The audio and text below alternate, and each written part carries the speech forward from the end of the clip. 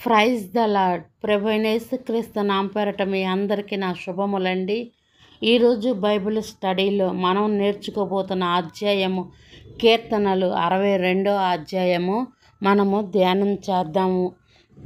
నా ప్రాణము దేవుని నమ్ముకొని మౌనంగా నున్నది. ఆయన వలన నాకు రక్షణ కలుగును. ఆయనే నా ఆశ్రయ దుర్గము. ఆయనే నా రక్షణకర్త. ఎత్తైన నా కోట ఆయనే. నేను అంతగా కదిలింపబడను. ఎన్నాళ్ళు మీరు ఒకనిపై బడుదురు?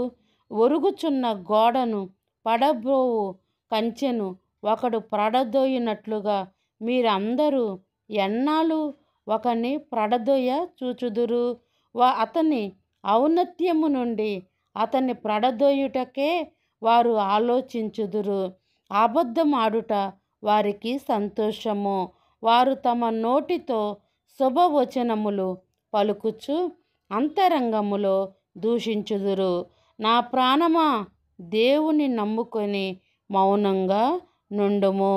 ఆయన వలనే నాకు నిరీక్షణ కలుగుచున్నది. ఆయనే నా ఆశ్రయ దుర్గము, నా రక్షణాధారము, నా ఎత్తైన కోట. ఆయనే నేను కదిలింపబడను. నా రక్షణకు, నా మహిమకు దేవుడే ఆధారము. నా బలమైన ఆశ్రయ దుర్గము, నా ఆశ్రయము దేవుని యందే ఉన్నది. జనులారా, ఎల్లప్పుడూ ఆయన యందు నమ్మికయుంచుడి. ఆయన సన్నిధిని మీ హృదయములను కుమ్మరించుడి. దేవుడు మనకు ఆశ్రయము. అల్పులైన వారు వట్టి ఊపిరై ఉన్నారు. గనులైన వారు మాయాస్వరూపులు. త్రాసులో వారందరూ తేలిపోవుదురు. వట్టి ఊపిరి కన్నా అలకనగా ఉన్నారు. బలాత్కారమందు నమ్మిక ఉంచకుడి. దోచుకొనుట చేత గర్వపడకుడి. ధనము హెచ్చినను దానిని లక్ష్యపెట్టకుడి. బలము తనదని ఒక్క మారు దేవుడు సెలవిచ్చెను. 2 మారులు ఆ మాట నాకు వినబడెను.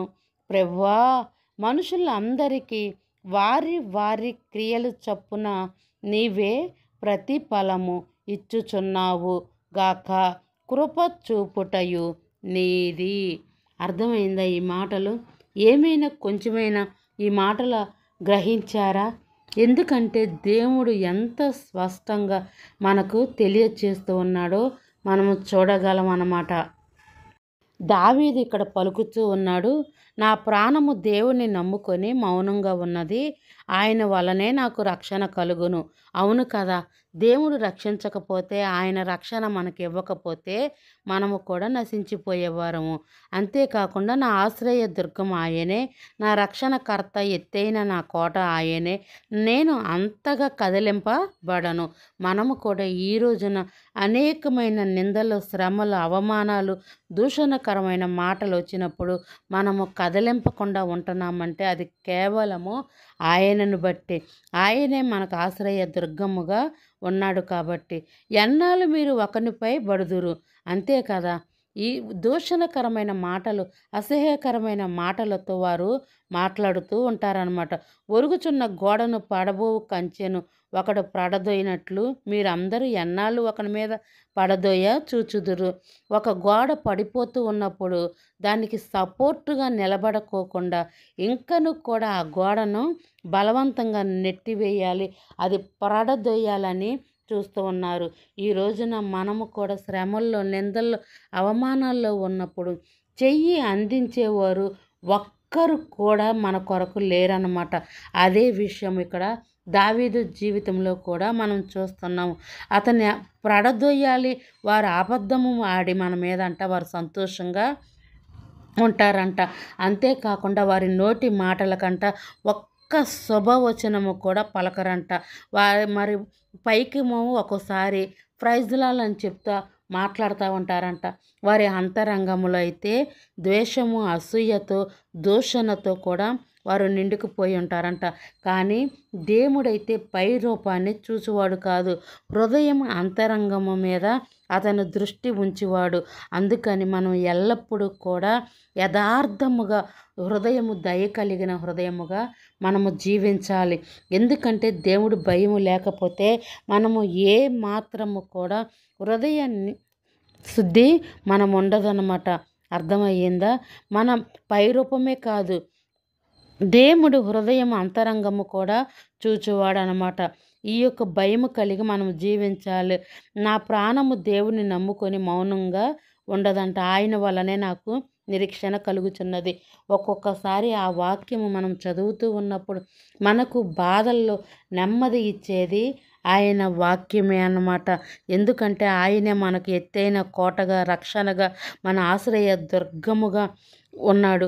మనము ఎన్నడూ కూడా కదల్చుకోకుండా ఉన్నామంటే ఆయన కేవలము ఉచితమైన ఆయన కృపను బట్టే కానీ మన బలమును బట్టో మనం వేరేదిని బట్టో కాదనమాట.